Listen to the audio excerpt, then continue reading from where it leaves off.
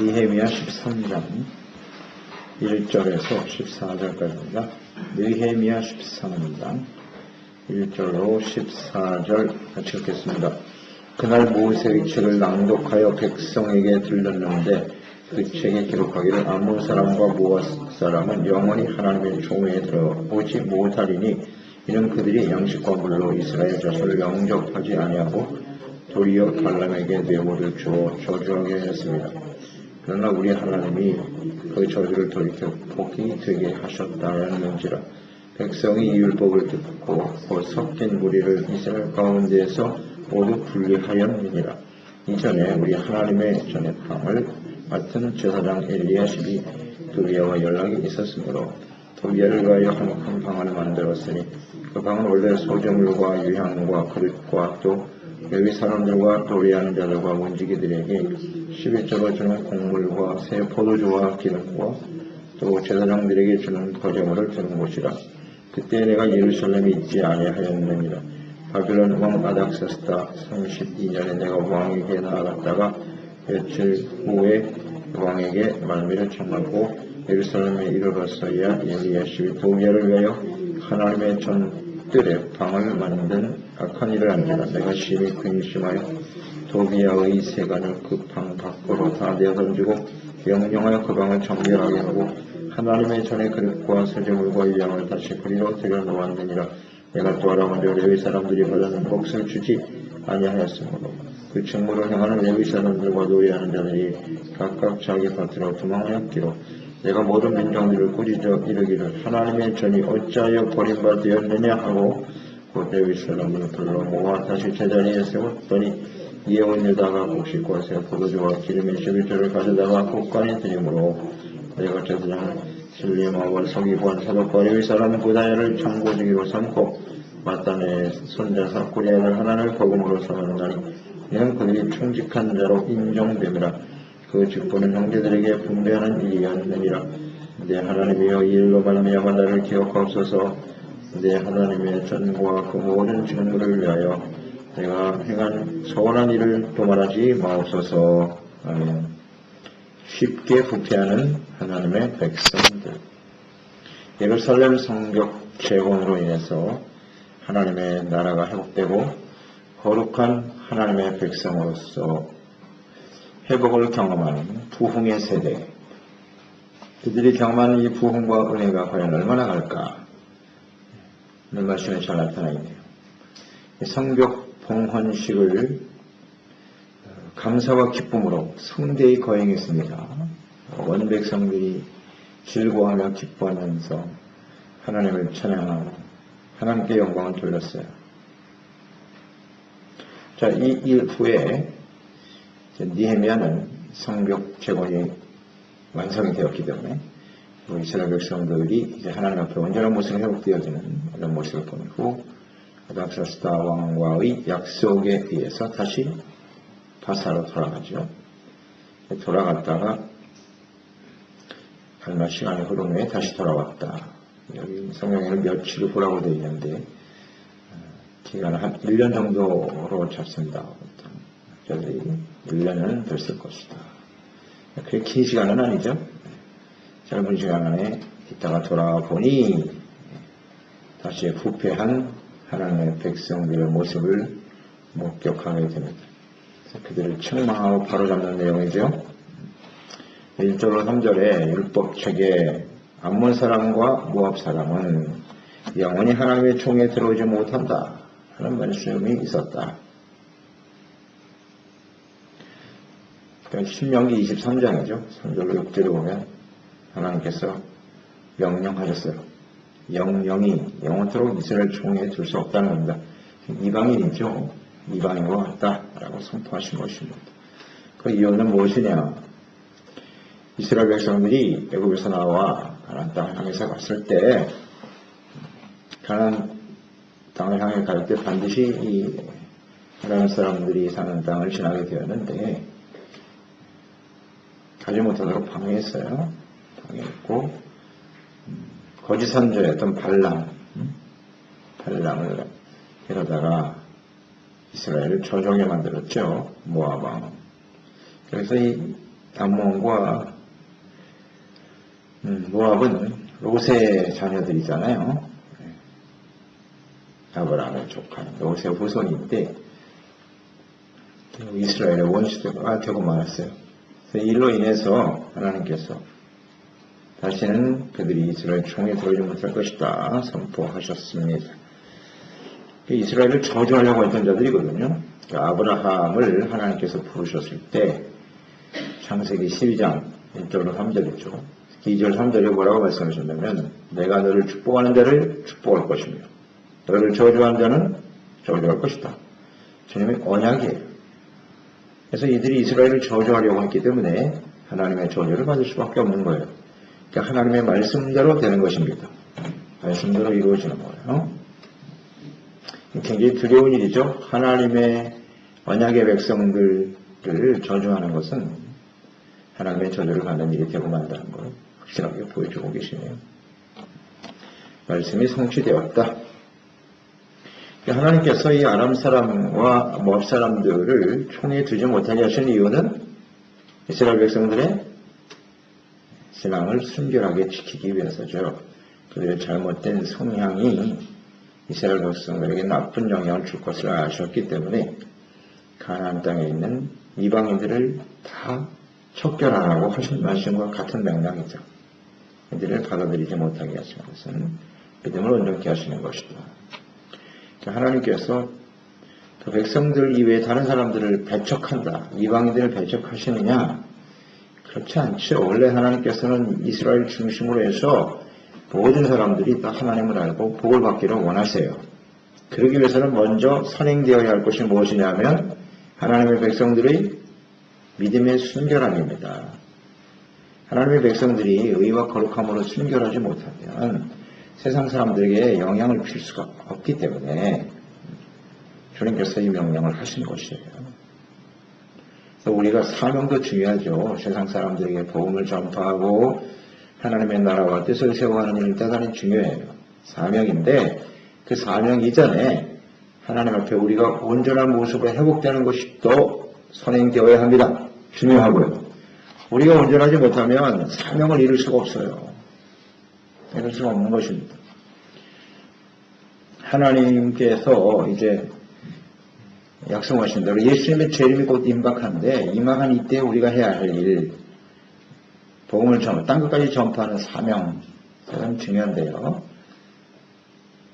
그거보다 더 정말 우리가 신경을 써야 할 것은 우리 하나님 앞에 교회와 그리스도인들이 의와 거룩함으로 회복되어지는 일, 우리의 신앙을 순결하게 지켜가는 일이 더 중요하다는 것을 잊지 말아야 합니다. 역시 균형이 깨지면 안 돼요. 깨지면 안 돼요.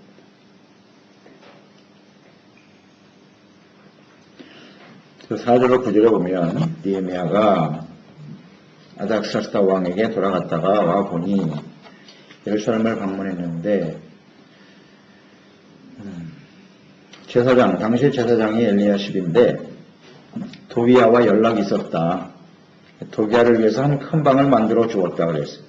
근데 그 방은 원래는 소재물과 유향, 그릇, 레위 사람 조리하는 자 문지기들을 제사장들에게 줄 11조를 쌓아두는 것이었죠. 거제물, 하나님을 잘 예배하고 섬길 수 있도록 그들을 위해서 드려진 재물을 보관하는 그 방을 도비야에게 내어준 거예요. 도비야는 누굽니까? 이게 바로 암몬 사람 아니에요?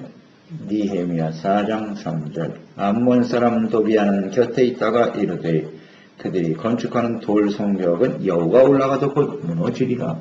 이스라엘을 조롱한 사람이고 성벽 재건을 끊임없이 방해했던 사탄의 종이죠. 도비야, 암몬 사람이라고요. 그래서 1절에 말씀하신 거예요. 암몬 사람과 모압 사람은 절대 총에 못 들어온다고 되어 있는데 이 계명을 어기고 그것도 제사장이 당시에 암몬 사람 도비야가 내통을 하고 그래서 그를 위해서 하나님의 성전에 있는 방을 내줬다. 이런 어리석은 사람이 있나. 하나님의 말씀에 대해서 전혀 무지하고 하나님을 예배하고 섬기는 것보다 도비야가 당시에 힘 있는 사람이죠.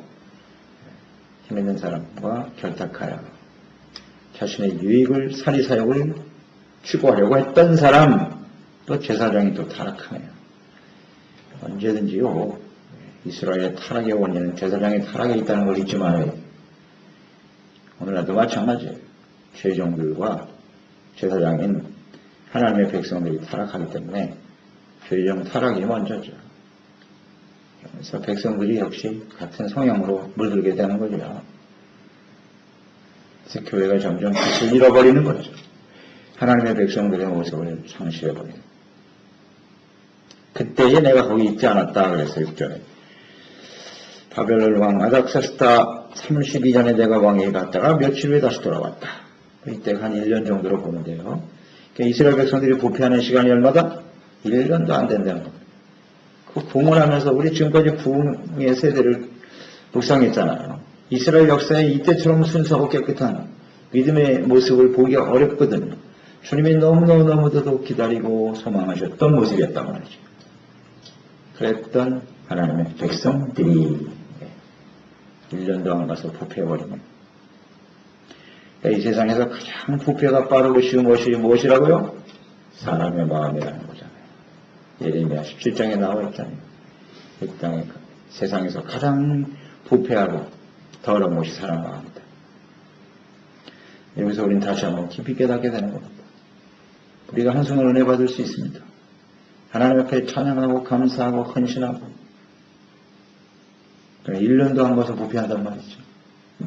우리도 잘 알죠. 우리 지나온 신앙의 여정을 돌이켜보세요. 부패하는 데 시간이 얼마나 걸렸지. 그렇게 오래 걸리지 않아요. 1년이 뭡니까? 우리가 한 열흘이나 한 달 정도만 기도하지 않고 세상에 빠져 있으면요. 쉽게 부패해버립니다. 쉽게 부패.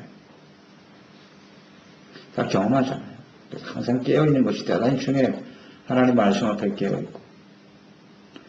그 부흥을 경험한 세대가 이렇게 하나님의 말씀이 분명한데 어떻게 하나님의 성전을 성벽 건축을 끊임없이 방해했던 도비아를 위해서 성전방을 내어주고 그것도 자기 방을 내주는 것도 아니고 이 제사장 엘리야십이 성전을 자기 것으로 생각했던 것 같아요. 자기 마음대로 할 수 있다고 생각하는 거죠. 니헤미야도 없어요. 당시에 제사장이니까 자신이 가지고 있는 권세를 가지고 이렇게 사리사욕을 위해서 자신의 유익을 위해서 사용하고 있단 말이죠. 이게 심각한 문제냐면 성전을 자기 것으로 생각하는 거예요. 오늘날 부패한 목회자들의 가장 중요한 특징이 뭐죠? 엘리야십과 같다. 하나님의 성전이 자기 건 줄 알아. 자기가 마음대로 해도 된다고 생각하는 거예요. 그냥 똑같죠? 마음대로 전행을 휘두르고 말이죠. 그러면서도 전혀 죄의식이 없죠. 내가 수고하고 내가 헌신해서 세운 교회인데 내 마음대로 하면 어때? 교회가 자기 것이라고 생각하는 거죠. 성경을 보면 그대로 우리가 여기서 교훈을 얻을 수 있지 않습니까? 엘리야십과 같은 목회자들이 많죠. 자기 것으로 생각하는 것. 영적 순결을 힘쓰도록 하나님의 백성들이 순결하고 깨끗한 모습으로 주님을 섬기도록 애써야 될 제사장이 이런 짓을 하고 있으니 니헤미야가 없는 동안에 이렇게 금방 부패했어요. 그래서 니헤미야가 어떻게 했습니까? 8절로 9절에 보니까 내가 심히 근심하여 그랬습니다. 도비아의 세간을 그 방 밖으로 내어 던져버리고 예수님의 모습이 떠오르네요. 성전을 더럽혔던 예수님께서 노끈을 만들어서 분노와 여간 상을 뒤엎고 다 쫓아낸 것과 같네요. 성전을 청결하게 하려고 하는 그런 간절한 열망을 볼 수가 있습니다. 이 하나님의 백성, 부흥을 경험한 하나님의 백성들은 이렇게 쉽게 부패했는데요. 니헤미야는 부패하지 않고 있죠. 참 대단한 은혜를 받은 사람입니다. 니헤미야는 참 볼수록 대단해요. 이스라엘 백성들이 더 부패하기가 쉬울까요? 니헤미야가 더 부패하기가 쉬울까요? 누가 더 부패하기 쉬운 환경에서 살았어요? 니헤미야. 니헤미야는 이방 땅에 살았어요. 아닥사스다. 절대 권력자. 하나님을 무시하고 하나님이 없는 절대 권력자 밑에서 신하로 있는 사람이에요. 거기서 믿음 지키기가 쉽지 않습니다. 쉽지 않아요. 그런데 느헤미야는 그곳에서 있는데도 전혀 부패하지 않고 이제 하나님의 성전을 짓고 하나님의 성전을 관리하고 지켜야 될 제사장이 성전 안에 있는 제사장이 부패한다는 거잖아요.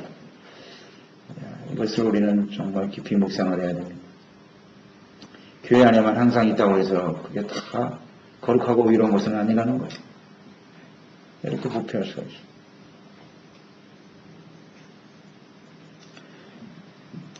느헤미야가 이런 모습을 보고 견딜 수가 없었다.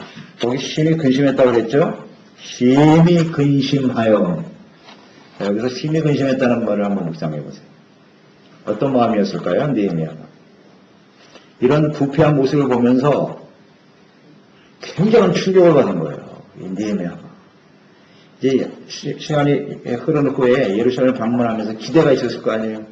그런 부흥의 세대에 이제 성벽이 재건되고 성전이 세워지고 이제 하나님의 백성들이 기쁨과 즐거움으로 하나님을 찬양하고 하나님의 은혜와 축복을 받은 이런 모습을 상상하면서 왔을 텐데 보니까 이런 어이없는 일이 벌어지는 거죠. 그러니까 무서운 거예요. 마음속에. 무서운 생각이 들었을 것 같아요. 야, 이런 하나님이 진노한 일을 또 행하고 있구나. 그럼 이 예루살렘이 다시 무너지고 과거의 모습 하나님의 공의 앞에서 들고 따라왔던 거예요. 이게 얼마나 두려운 일이라는 걸 알았기 때문에. 그게 바로 느헤미야의 근심에서 이 백성들이 어떡하냐. 책망으로 나타났죠. 책망으로 나타났어요. 다 쫓아버리고 성결하게 세웠고 도비야가 쓰던 그 방 10조를 드리고 하나님을 섬겨 노래하는 자 움직이 레위 사람들이요. 하나님을 섬겨야 될 사람들에게 살해를 해야 될 그것이 바로 도비야가 쓴 방이에요. 그러면 그게 비옷이었다는 거거든요. 다 비워버리고 이방인이 쓰는 방을 만들었다는 얘기는 두 가지 의미겠죠. 제사장 엘리야십이 살이 사역을 해서 다 먹어버렸던 거야. 그것을 자기 마음대로 먹어버렸기 때문에 방이 비워져 있었거나 또 하나는 하나님의 백성들이 더 이상 하나님 앞에 11조를 드리지 않았다는 거죠. 드릴 곳이 없어요. 그러니까 방이 비어있는 거예요. 그러니까 이방인들이 들어오는 거죠. 그러니까 우리가 하나님 앞에 드려야 될 헌신을 온전히 드리지 못한다라고 하는 것은 둘 중에 하나예요. 세상에 더러운 욕심이 들어와서 우리를 치워버렸거나 더 이상 하나님께 드릴 헌신된 마음이 없거나 뭐 같은 거지만 그럴 때 사탄이 들어오잖아요. 들어와서 이렇게 부패하게 만드는 거예요. 그러니까 하나님을 예배하고 섬기는 일, 주님 앞에 레위인들이 하나님을 바르게 섬겨야 될 제사장들이 온전히 세워져야 된다는 것을 우리는 그 이전에서 봤잖아요. 11장 12절에 기록된 제사장과 레위 사람들의 이름을 이것이 우리의 삶의 우선순위가 되어야 된다고 그들은 고백했고 증거했잖아요. 여기에 사라져버렸어요. 그러니까 우리의 삶의 중심에서 하나님의 성전, 하나님을 예배하고 주님을 섬기는 일이 우선순위가 되지 못하면 이렇게 쉽게 부패할 수밖에 없다는 사실을 우리는 잘 알아야 되겠습니다. 10절에 보면 이것이 이제 뒷받침해 주는 거죠. 이러한 사실을. 어떤 일이 벌어졌어요. 레위 사람들이 받을 몫을 주지 않았다. 그래서 그 직무를 행하지 못함으로써 레위 사람과 노래하는 사람들이 어떻게 됐다고요? 각각 자기 밭으로 도망하였다. 더 이상 직무를 감당할 수가 없어요. 살해를 하지 않아요. 제사장이 다 먹어버렸거나 아니면 백성들이 더 이상 헌신하지 않기 때문에 하나님을 섬길 수가 없게 됐습니다. 그러니까 각기 밭으로 자기의 토지로 촌으로 돌아간 거예요. 그러니까 결국 예배가 무너진 거죠. 예배가 무너졌어요. 이게 얼마나 두려운 일인가를 이 느헤미야는 알잖아요. 그게 얼마나 두려운 일인가. 이스라엘의 멸망의 원인이 예배가 무너지는 거예요. 그래서 우리가 하나님 앞에 바른 예배를 드리지 못하고 온전한 헌신을 드리지 못한다고 하는 것은 심히 근심하고 두려워할 일입니다. 다른 걸 두려워할 게 아니에요. 하나님 앞에 예배가 무너지는 11절에 민장을 꾸짖었죠. 어찌하여 하나님의 전이 어찌하여 버림바 되었느냐. 이게 핵심이네요.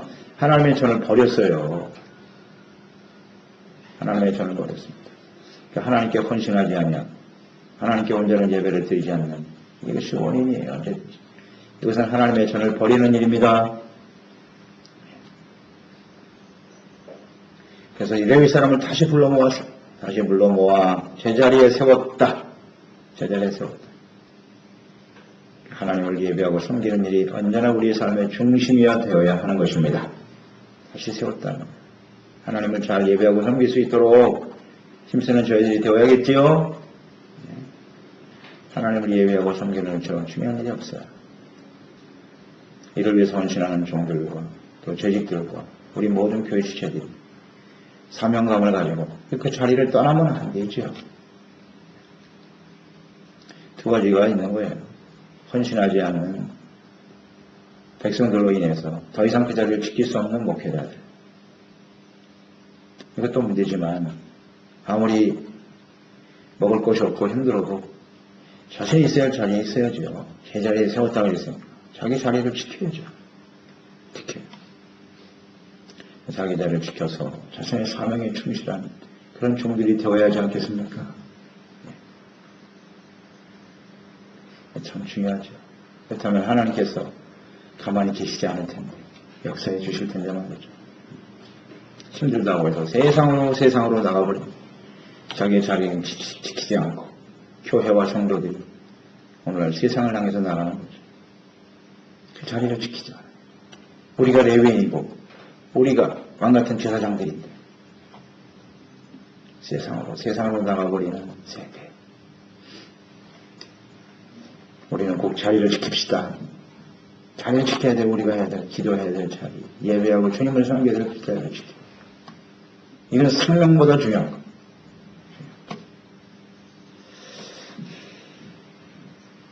이에 온 유다가 곡식과 새 포도주의 기름에 11조를 가져다가 곳간에 드리고 지금까지 드리지 않았다는 거죠. 다시 드리기 시작했죠. 하나님께 헌신하고. 그리고 13절에 보면 이 모든 일을 누구에게 맡겼어요? 13절에 충직한 자. 정말 필요한 사람이에요. 충직한 자. 그러니까 이것을 하나님께 드렸는데 엘리야십이 다 사리사욕으로 취해버린 것 같아요. 그러니까 비어 있었지. 다 먹어버렸어.